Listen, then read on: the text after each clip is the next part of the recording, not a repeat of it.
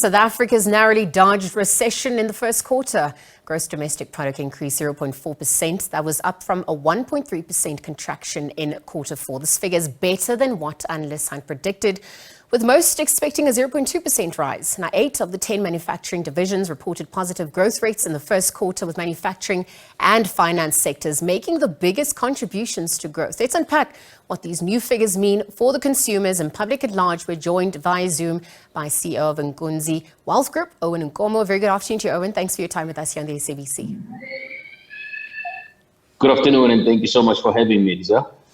Perhaps you could speak to whether these figures are in fact better than what had been predicted, steering away from a technical recession.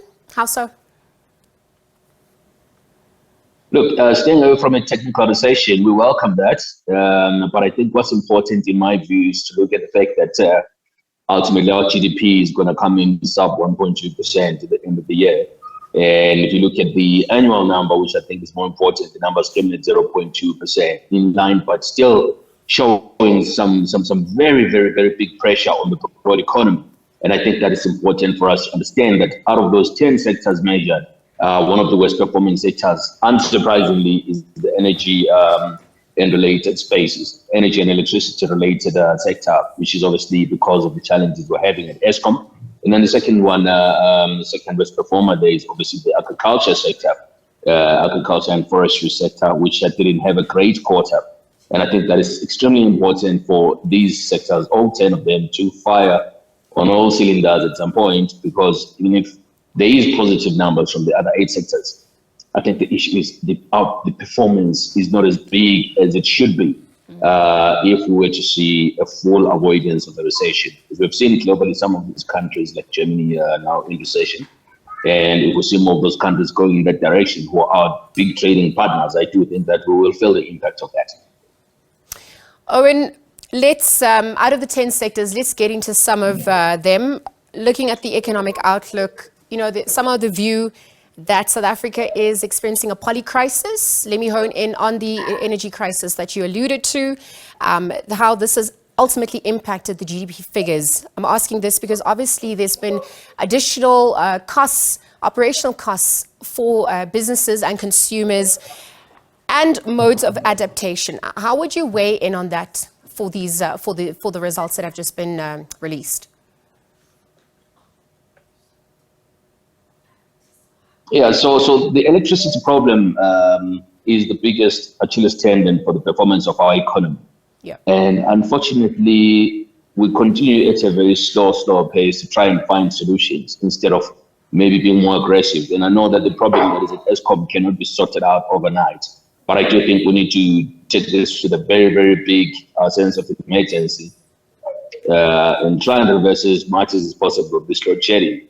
We see that we're back on much easier load sharing schedules as of yesterday and the day before.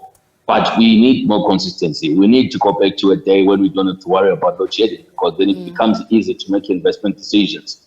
It becomes easy to make infrastructure investment decisions. So all these other sectors could have done well. Mining and manufacturing could have done it even better than they did now. But the problem of Eskom, not only just load shedding, but companies having to find their own sources of electricity, is putting a big baggage on these big corporates that are supposed to produce numbers and produce takes for us. There might be a big possibility that we might start seeing a downward decline in the tax revenues collected if the economy continues to ride on a very limited electricity supply. So the government definitely needs to find a solution urgently to the crisis at Eskom.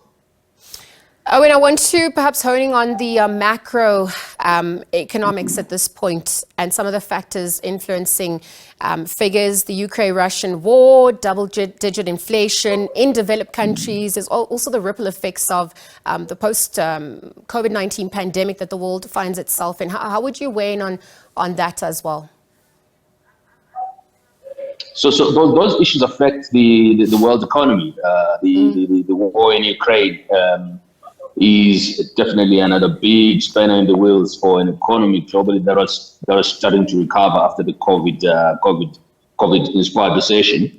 And unfortunately, that has sent oil prices near all-time highs. I see it's at 76, 77 odd US dollars a barrel now, and OPEC is starting to talk about cutting production to boost the oil price again. And again, we haven't seen the world struggling with as many inflation zones, high inflation zones, since the mid-80s, actually. So right now, we're talking about inflation being high in Europe, in America, and in Asia. And South Africa is not obviously immune to that. We have inflation at 6.8%, which is extremely high. So all of that coming through, particularly from energy costs. And all of those things are being driven down to the consumer, who has to fork up a bit of more money out of their budget to pay for food, to pay for all these things that have seen a lot of pressure coming through from inflation. Prices of rice, prices of sugar, and all of those things, because of the geopolitics, are going up on a daily basis. And I think that the consumer is definitely being impacted negatively. And we've seen the interest rate regimes globally also being pushed, rather being that of more tightening than easing. Even if we do think that we might be closer to the end of the rate hiking cycle globally, I think that it's imperative to understand that the negative impact of high interest rates and high inflation are also going to be part of a very big reason why the world is not going to grow significantly in the next few quarters or few years even. Oh, absolutely. Owen, just in conclusion, for interest of time, I wonder, in your opinion, are economists having a tough time measuring the overall impact of the economy, given the shifting dynamics, perhaps some of the more disruptive factors? How easy or difficult is it to do your job at this point? Look, I think the direction in terms of the growth of the economy is relatively easy to predict. The measure of the country's value is the currency. The measure of the country's share price, if I may put it like that, is the currency.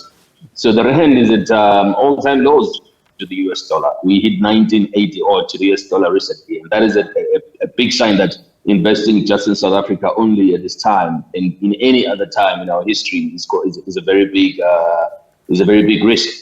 And if things continue the way they are, with Eskom being a problem, with inflation continuing to go up and interest rates going up, we've seen that even if interest rates are pumped up by a big degree, we saw the rand still weaken, because even the government doesn't have faith that our economy is going to be in good shape anytime soon, given all the other big considerations that the SABC puts into the basket when they make decisions. So it is difficult to decide, but I think it's much easier to understand that we're in a position where our economy could slide into free fall if major interventions do not come in from the government and maybe from the rest of the global leadership.